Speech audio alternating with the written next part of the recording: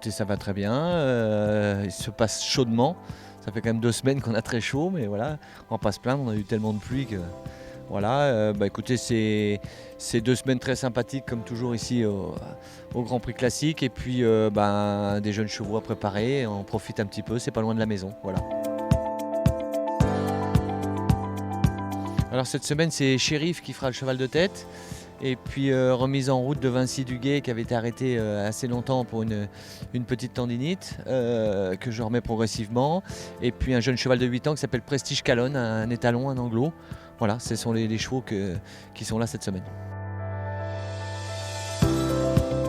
Rahotep va très bien, mais c'est long. Je ronge mon frein parce que voilà, c'est une tendinite. Et tendinite, le cheval retravaille progressivement, mais c'est long, il faut du temps. Il va très bien, mais voilà, je dois attendre. Et bon, maintenant, ça va faire pratiquement 1 an au mois d'août. La tendinite est venue après la chute de Valence. Et voilà, c'est très long. Voilà, c'est réparé, mais il faut du temps au temps. Je trouve que c'est pas de chance, mais bon, Aquila il a une blessure, Rahotep a une blessure. Je suis étonné, si vous voulez, de ce qui se passe avec Ryan, parce que ça a toujours été le. Après, je ne juge pas, hein, loin de là, mais on a toujours protégé ce cheval depuis 1 an en vue des championnats du monde. C'est-à-dire que ce cheval n'a pas sauté les championnats d'Europe l'année dernière. Il n'a pas sauté la finale Coupe du Monde non plus avec cet objectif. Et puis là, on apprend aujourd'hui que le propriétaire décide que le cheval ne prendrait pas l'avion. Voilà, je suis un peu étonné. C'est dommage parce que aujourd'hui, c'est lui le pilier de l'équipe de France. Il n'y en a pas d'autre. Donc là, on perd le pilier de l'équipe de France. C'est pas un couple comme un autre.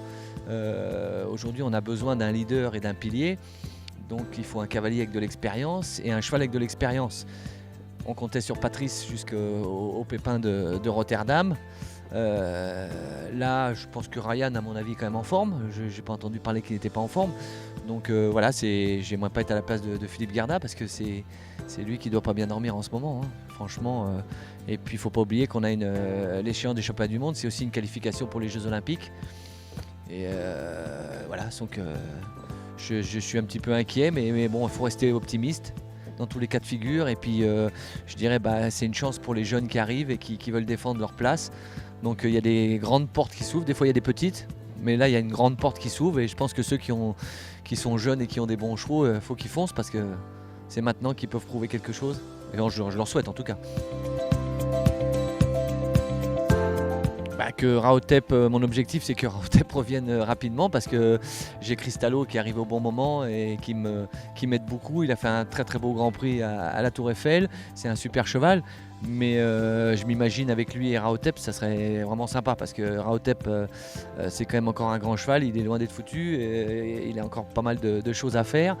Et épaulé avec Cristallo et puis là les 2 jeunes que je prépare derrière, j'ai aussi un très très bon 7 ans qui s'appelle le Coultre de Muse, qui me paraît être un cheval hors norme. Maintenant, il a que 7 ans, on va pas se chauffer, mais Vinci Duguay et Prestige Calonne, j'ai 3 étalons qui ressemblent à des grands chevaux de futur. Donc voilà, j'ai le droit de rêver encore. Voilà.